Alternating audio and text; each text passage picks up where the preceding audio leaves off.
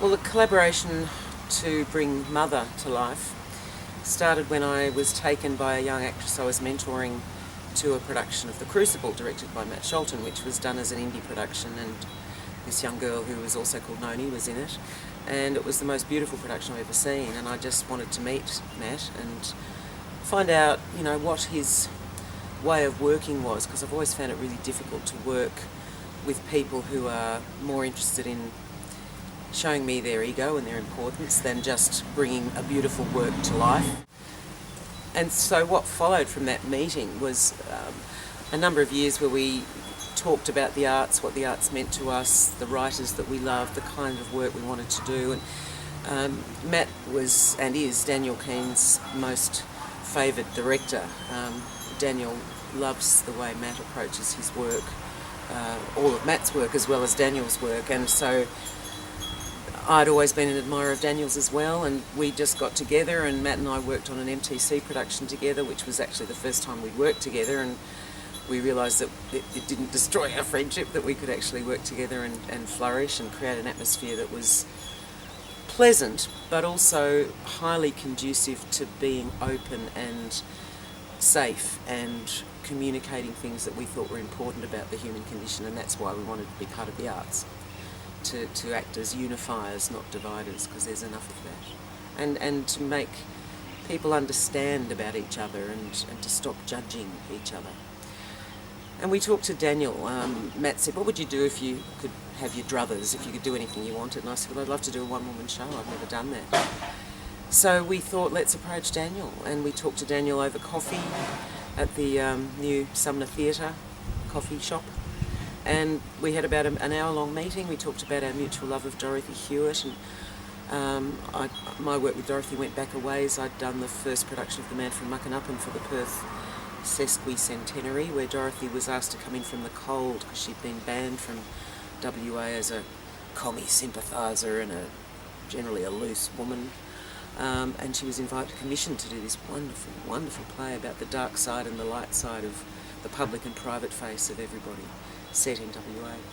So it was about 1979, and I was lucky enough to meet her and get to know her, and then I read Bobbin' Up, her novel, for the ABC, and just became a total fan of her work. And we talked about that, and we said, okay, well let's get something together and we'll apply for some grants and we'll do some work on a piece. And Daniel just went away and wrote this play and came back a couple of weeks later and said, here it is, and we just both loved it to pieces. And so I hope that Mother is thought-provoking. I hope that people get up and go, whoa, I need to rethink, or I might approach someone in my life that I've always thought was a piece of poo. I might approach them a bit differently next time.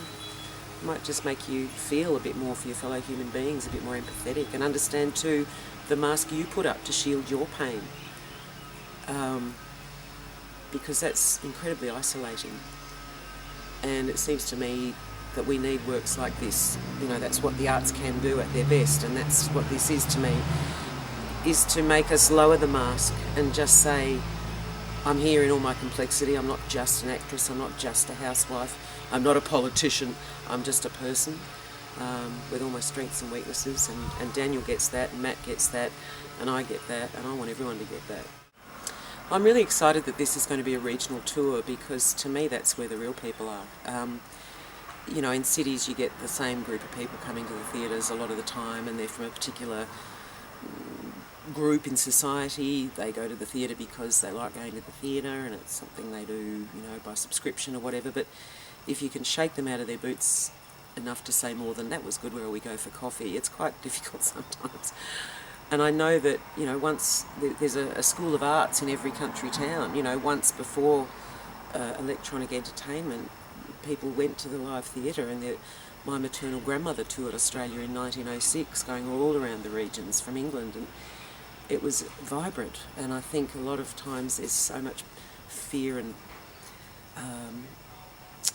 discomfort in country towns about the fact that young people seem so disengaged, and unemployment is high, and the arts to me can provide something where local people can come together and share an experience that is uplifting and inspirational, it's safe, it's contained, it's finite, but it might give comfort, it might give a sense of community, a validation. And as I said, you meet real people in the country. You know, they might hang back for a minute, but the minute they know you're not a wanker, they'll step forward and embrace you as another human being. They're much less masked than city people, and I really love that. I've lived in the country a lot over the last 40 years, and that's pretty much the main reason why.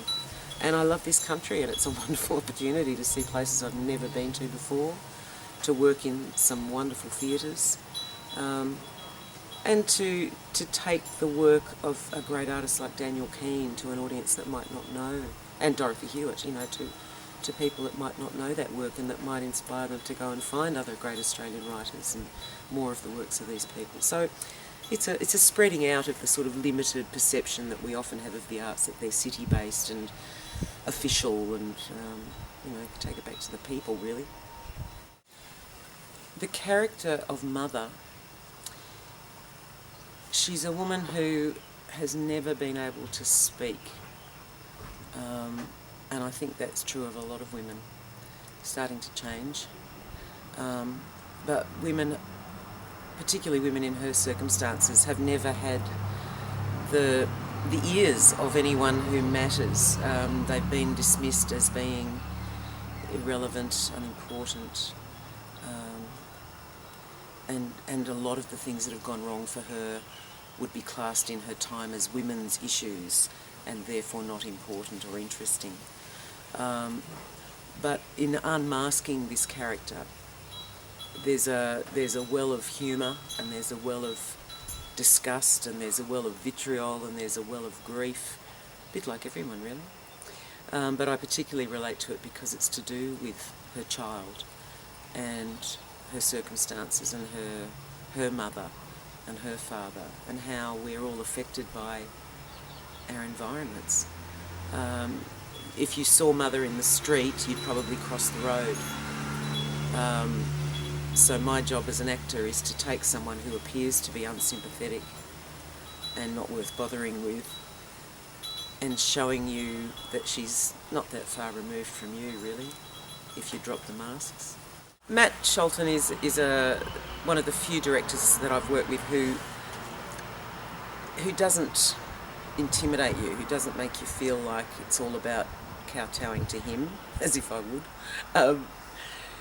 We share a similar view of the arts, that really they're a way of life, not a lifestyle, that a life lived without the arts, without exposure to the arts, without enjoyment of and appreciation of the arts is half a life. And I think we're very dedicated as a team, and we see it ourselves as a collaborative team, to try to counterbalance some of the negativity in the world today and some of the warmongering and the fear-mongering and, you know, the separation.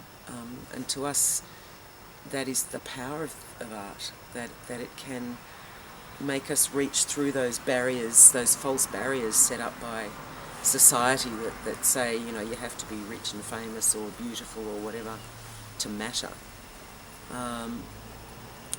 And Matt, I think, gives an atmosphere. He understands from an audience's point of view that you can put your foot in, just put your foot in, and then we want you to dive in and have a swim, immerse yourself in the beauty of it. So we're both very, very committed to taking you on a journey and to honouring great writers who write to serve humanity. And if artists aren't there and directors aren't there to serve humanity, I don't know what we're there for. This play is, to me, like any life. It's got laugh-out-loud, gut-busting humour. It's got wry observation. It's got a sense of where she's come from. It's got nihilism. It's got humanity. But, I mean, I would hate to do something that was just one-dimensional, that was just a deep tragedy or a laugh-out-loud silly farce. To me, life is all those things. So I'm very much interested in not reducing events or plays, not putting them in a little box and saying, oh, it's this or it's that. It's going to be different for you and you and you. Everyone's going to react to it differently. Everyone's going to find humour or grief. Some people might not like it. Some people might find it the funniest thing they've ever seen. Some people might find it the saddest thing. You can't, and a critic might like, one critic will like it, one won't. We all know that. So to try and say, put something into a formula and say, oh, it's this, to me just reduces the possibility of more people feasting on this banquet that Daniel's written, this banquet of all the complexities of life. And there are lots of funny things in there, and I know that we'll find some in performance as we hear audience reactions.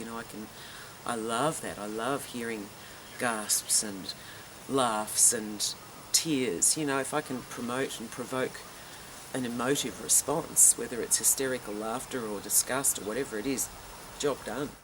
Hello, I'm Noni Hazlehurst, and I'm so looking forward to coming to a theatre near you to present a most beautiful new Australian play by Daniel Keene, directed by a most beautiful Australian director, Matt Sholton, who's also the artistic director at BPAC in Benalla.